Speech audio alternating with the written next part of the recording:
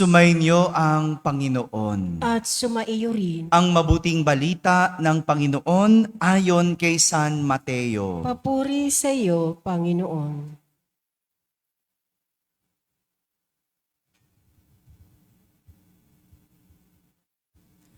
Noong panahong iyon, sinabi ni Jesus sa kanyang mga alagad, "Mag-ingat kayo sa mga bulaang propeta. Nagsisilapit sila sa inyo na animoy tupa, ngunit ang totoo'y mababangis na asong gubat. Makikilala ninyo sila sa kanilang mga gawa. Napipitas ba ang ubas sa puno ng dawag o ang igos sa puno ng aroma? Nagbubunga ng mabuti ang bawat mabubuting punong kahoy. Subalit, nagbubunga ng masama ang masamang punong kahoy. Hindi maaaring magbunga ng masama ang mabuting punong kahoy, ni ng mabuti ang masamang punong kahoy. Ang bawat puno na di nagbubunga ng mabuti ay pinuputol at itinatapon sa apoy. Kaya nga, makikilala ninyo sa kanilang mga gawa ang mga bulaang propeta." Mga kapatid, ang mabuting balita ng Panginoon. Pinupuri ka namin, Panginoong Hesukristo. Magsiupo ang lahat at makinig sa humilya. Isang magandang umaga po sa inyong lahat. Magandang umaga sa mga nasa barangay, sa mga nasa tahanan na nagsisimba via online at sa lahat ng nasa abroad. Kasama po kayo sa aming banal na pagdiriwang dito sa ating parokya. Pinag-iingat ni Jesus ang kanyang mga alagad sa mga bulaang propeta. Bulaang propeta, sila yung mga nagsasalita para sa Diyos, pero ang totoo, kabaliktaran ang tinuturo.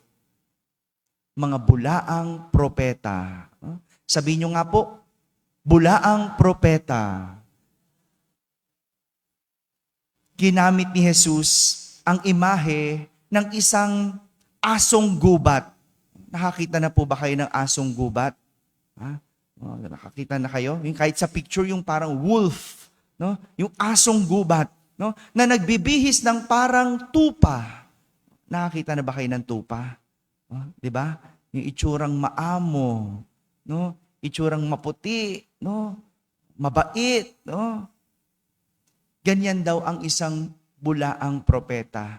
No? Parang isang asong gubat na nagbibihis na parang tupa. Maraming ganyan sa panahon ngayon.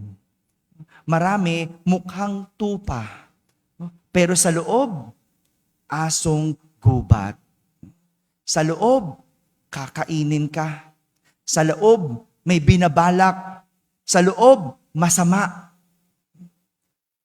Bulaang propeta. No? Ganyan daw ang isang bulaang propeta. Nagbibihis na parang tupa pero sa loob, isang mabangis na asong gubat. Meron tayong ganyan sa salitang Tagalog. No? Alam nyo ba yung salitang pagbabalat kayo? No? Alam nyo ibig sabihin po nun? No? Di ba? Pagbabalat kayo. Ibig sabihin, pagkukunwari o pagtatago ng totoong ugali. Pagtatago ng totoong pisikal o katauhan. Dahil, marahil, may masamang balak. Masamang intensyon. Maraming ganyan. At may kilala ako. Madalas yung mga ganyan, yung mga lumalapit-lapit sa iyo. Hello. No? Kaya alam mo, ako, no, ingat na ako sa mga malalapit sa akin. No? Ingat ako paglapit ng lapit sa akin, alam ko 'yan, no? Alam ko na, no? Dalang-dala na kasi ako no? Nabubuking ko, no? Nakikilala ko, no? At pag nakilala ko, binabalatan ko. No? Nakakatakot naman si Father. Opo, ganyan ako eh. No? Kasi lagi na lang ako niloloko. Lagi na lang akong yung iba yung pagkaharap. Kaya paano ko binabalatan? Ay, dinidiretsa ko. Grabe pala si Father. Ayoko nang lumapit dyan. Opo, wag na kayo lumapit. No? Kasi mahirap, maloko. Mahirap, mabigo. Pero, para malaman mo at makilala ang mga taong ganon, dapat kilala mo ang Diyos. Kilala mo ang salita ng Diyos. Kaya nga, si Jesus, sinasabihan niya ang kanyang mga alagad na tingnan ang kanilang kalooban. Hindi mo makikilala ang isang bulaang propeta kung hindi mo kilala rin ang iyong kalooban. Anong sabi ni Jesus? Nagbubunga ng mabubuti ang bawat mabubuting punong kahoy.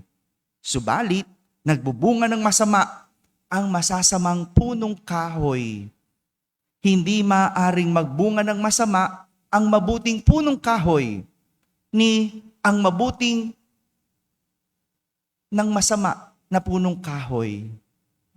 Ano ibig sabihin nun? Nakikita, makikilala ang isang tunay na tao sa kanyang bunga. Sa kanyang bunga. Marami sa panahon ngayon magagaling magsalita. Ano po?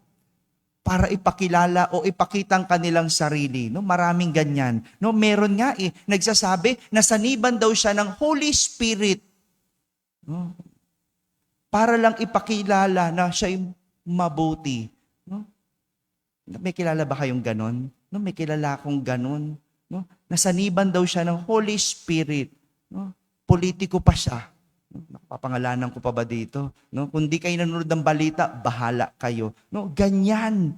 No? Nasasaniban daw ng Holy Spirit. Pero, kilala mo ba ang Holy Spirit? Ang banal na Espiritu, kahit kailan, hindi pagtatakpan ang kasinungalingan. Kaya kung pinagtatakpan mo ang kasinungalingan, hindi yan Holy Spirit. Ano tawag doon? Bad spirit. No? Evil spirit, no? Talaga naman ang tao, no? Gagamitin pa minsan ang Bible verse, no? Marami ring ganyan, no? Lagay ng lagay sa Facebook, no? Bible verse ang pinopost, pero kakampi naman ng mga magnanakaw. Corrupt naman. Oh. Pero quote ng Bible. Alam mo ba? Kaya mag-ingat sa mga bulaang propeta. At hindi lang ganyan, marami ding ganyan, yung tinatawag na sweet talker, no? Ang tatamis magsalita, akala mo totoo, pero bulok, maasim, mapait. Kaya nga ginamit ni Jesus ang isa pang imahe, ang imahe ng puno. Ganyan dapat. At dito, makikilala ang tao, hindi sa ganda ng puno, kundi sa kanyang bunga. Walang silbi ang ganda ng puno kung ang bunga bulok. At lalo na kung walang bunga. Marami sa atin naiiwan sa ganda ng pisikal. Pagagandahin, ang itsura, pakikinisin, papuputiin, pero hindi doon nakikilala. Nakikilala sa tunay na bunga. Maraming bunga, ang kinis pero maasim. Maraming bunga, ang ganda, mapula, madilaw, pero mapakla. Bakit? Hindi kasi tunay ang bunga. Hindi tunay ang bunga. Mga kapatid, mag-ingat sa mga bulaang propeta. Pero higit sa lahat, ito'y isang hamon sa atin na huwag din maging bulaang propeta. Huwag tayong magturo ng iba. Tingnan ang ating sarili at iwasan ang pagiging bulaang propeta. Tandaan, Ang sabi ni Jesus, ang isang puno ay nakikilala hindi sa kanyang ganda, kundi sa kanyang bunga. Kaya naman, sinabi ni Jesus, ang bawat puno na di nagbubunga ng mabuti ay pinuputol at tinatapon sa apoy. Amen? Amen.